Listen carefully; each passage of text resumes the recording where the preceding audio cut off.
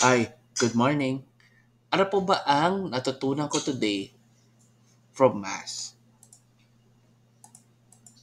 Number one, the love, mercy, and compassion we've shown others is the measurement of our final judgment. So, napakaganda ng topic po na to kasi kung ano man yung pinapakita natin na pagmamahal, awa, compassion sa lahat po ng tao, yun po ang gagawin or gagamitin ng Diyos para i-measure kung ano po ba yung mga nagawa po natin sa buhay at konektado ito sa ating final judgment kung makakapasok ba tayo sa heaven or not.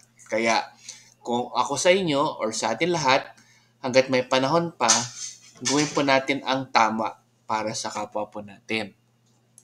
Which leads us to number two, how we treated the poor is also measured. So kung paano natin tatuhin ang mga mahihirap na tao sa tabi po natin, kasama rin po yon sa pag-measure sa ating final judgment. Kaya lagi tayong maging aware sa mga taong humihingi sa atin ng tulong at paunawa, lalo na yung mga mahihirap, tulungan po natin sila sa abot ng ating makakaya.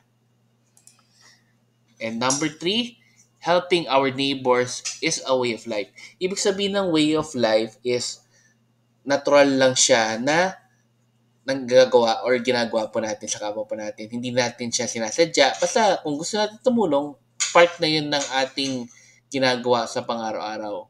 Or kapag gusto natin tumulong, hindi natin na iniisip na tinutulungan natin sila para magamit natin sila or pagsamantalan.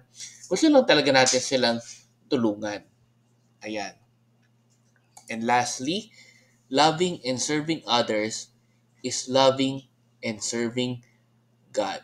So, as long as sinaserve natin ang kapwa po natin, sinaserve rin natin ng Diyos Ama po natin. Kaya lagi natin tatandaan na ang pag-love at pag-serve sa kapwa po natin, automatic na sinaserve rin natin at minamahal po natin ang Diyos. Ayan. So, hopefully, may natutunan ko today. And let's end again with a simple prayer in the name of Father, Son, and Holy Spirit. Amen.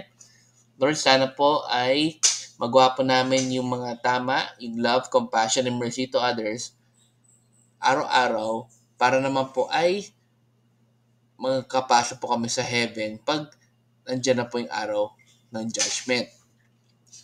Hopefully ay maging patas po kami lagi sa pagtrato sa mga tao at lagi po kaming makatulog sa mga mahihirap. Amen. Para sa Santos Spirit. Amen. So, good morning po sa inyo. Thank you, Lord. And hopefully, magkaroon po kayo ng maayos na araw ngayon, araw na to. And God bless po sa inyo. Daily thank you prayer. Lord, thank you very much for all the blessings that you are giving us every day. Thank you for our food, safety, security, guidance, and all your blessings. Please avoid us getting sick from all illnesses and forgive us for all our sins.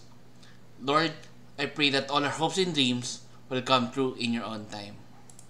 Again, Lord, thank you for all the blessings that you have given us. Amen.